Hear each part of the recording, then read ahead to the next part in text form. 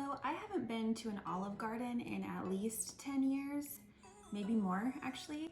But when I used to go, I remember really liking getting their all-you-can-eat soup, salad, and breadstick combo for lunch.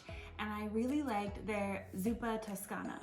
So that's just a broad term for Tuscan soup, but it's really popular at the Olive Garden. I wanted to try to make it at home and see if it resembled what I remembered of the Zuppa Toscana at Olive Garden. So I found a recipe, which I'll link below, and I'll show you how it went and give you some thoughts after. I started with a little bit of bacon in the bottom of my warm pot. The recipe called for 6 ounces of bacon and I only used a couple of pieces. I put that in the bottom and let it crisp up, get nice and crispy and render the fat out. Then I transferred it to a paper towel lined plate to drain. Next, I cooked up the sausage. Again, the recipe called for a whole package of the hot Italian sausage. I only used half the package. And I put that in the hot pan, let it crisp up and render out its fat as well. And once that got nice and brown and cooked through, I also transferred that to a paper towel lined plate. Next, I added in 1 whole chopped onion and then a lot of diced garlic. It looks like a lot, but I think you need it. It's one of the main flavor profiles in the soup. Next, you add in your chicken stock and water, and I added some black pepper, dried basil, and some fennel seed. I really love fennel seed with sausage. That wasn't part of the recipe, but I added it.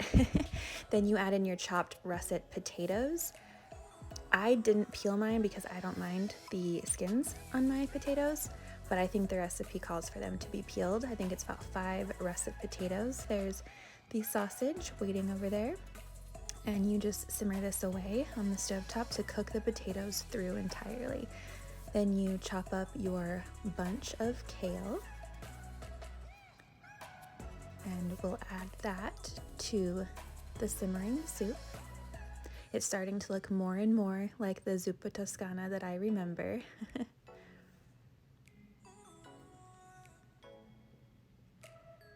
Now I added a whole can of these great northern beans. That wasn't part of the recipe, but I'm actually really glad I added them. They added a really great textural element to the soup, so I would recommend adding them in.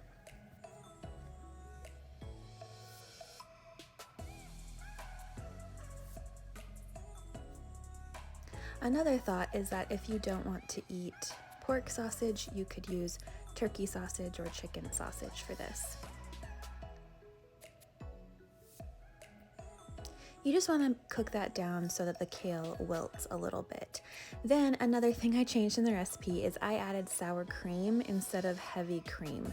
I don't usually have heavy cream in the house because it hurts my stomach, so I just put in the equivalent amount of the sour cream and it worked really well. It gave it that nice creamy texture that you're looking for with this soup without it being too heavy, and it didn't hurt my stomach, so that was a bonus.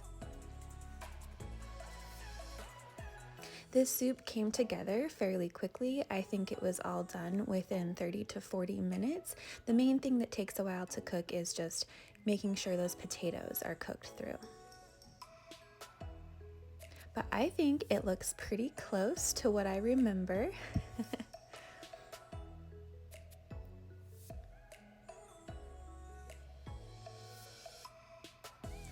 Then to serve up, you just plate it all up together. I forgot to mention I added the sausage back into the whole bowl of everything, but then you top it with the reserved bacon and a little bit of Parmesan cheese. Very, very good.